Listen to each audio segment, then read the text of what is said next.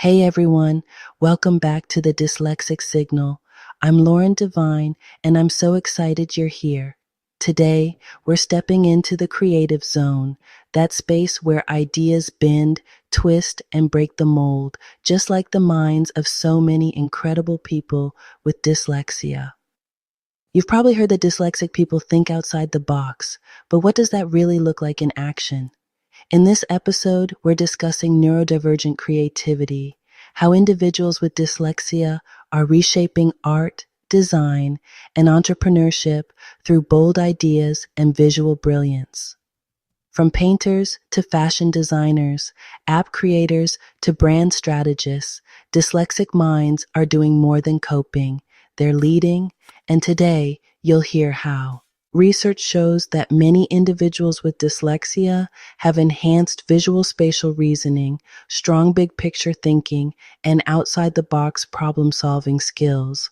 A 2018 study from MIT found that the brains of individuals with dyslexia often rely on global processing, focusing on the whole rather than the parts. This thinking leads to innovative and creative breakthroughs. This isn't about succeeding despite dyslexia. It's often because of it. Think about it. Seeing unexpected connections between ideas, solving problems in nonlinear, intuitive ways, designing with empathy and experience. These are real cognitive strengths that thrive in creative fields. Let's meet some amazing dyslexic creatives. Amina Svas is Orshin and In, visual artist. I always thought in pictures. Words just slowed me down. Now, I use bold layered imagery to tell stories that words can't. Amina's exhibit, Layered Silence, turned her experience with dyslexia into a sensory-rich visual journey. Jordan, graphic designer. I use dyslexia as my design compass. I see user flow differently. I don't just make things pretty, I make them intuitive. Jordan's branding studio collaborates with companies to create visual identities that are both neurodiversity friendly and inclusive. Luis, startup founder. I couldn't follow the business textbooks, so I started building from instinct. Turns out, that's a pretty powerful business model. Luis created a visual-first productivity app because he couldn't find tools that worked for how his brain processed information. Now it serves over 50,000 users. Here's what's powerful. Each of those stories started with a struggle, but creativity came when they began working with their dyslexia, not against it. Here's how you can start doing the same. Lean into visual thinking. Use tools like mind mapping apps, sticky notes, whiteboards, or Miro to enhance your productivity. Embrace messiness. Creativity is not linear. Let the process be flexible. Pair with partners. Many dyslexic creatives thrive in collaborative spaces. You can utilize tools specifically designed for you. Speech to text, visual planners, sketch apps. They're your co-creators. Stop apologizing. Your method is not broken. It's just different. Creativity flourishes when you stop forcing your mind to follow someone else's path and start building your own. Before we wrap up, I want to share a resource I've personally explored that can make a big difference. Whether you're a parent, educator, or someone navigating your learning journey, it's called Learning Success, and it's changing how we think about educational therapy. This platform makes it easier to support struggling students without the need for expensive tutoring or long wait lists.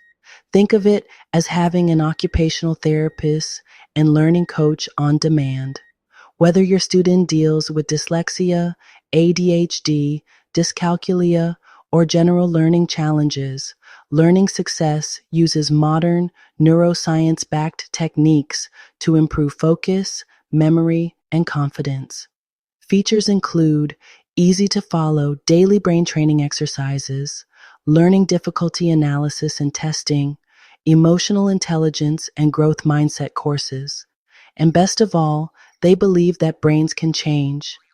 Visit learningsuccess.ai Ref 40 to start your journey today. Let's talk business.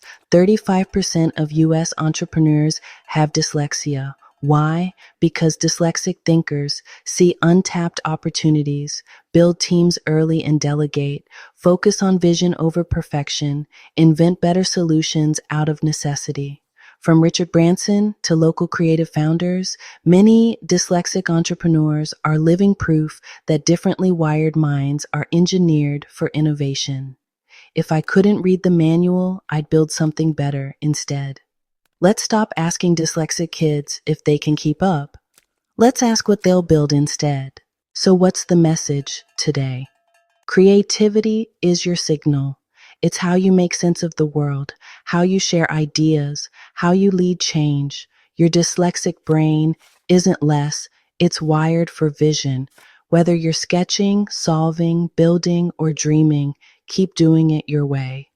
That's how brilliance happens. Thanks for joining me for another powerful episode of the Dyslexic Signal. If this sparks something in you, please share it. Email us at hello@thedyslexic.com. We'd love to feature your art, ideas, and journey. Next week, we're heading into the classroom to talk advocacy, how to get the accommodations you or your child needs, and create learning environments that empower. Until then, keep creating, keep shining, and never stop sending out your signal.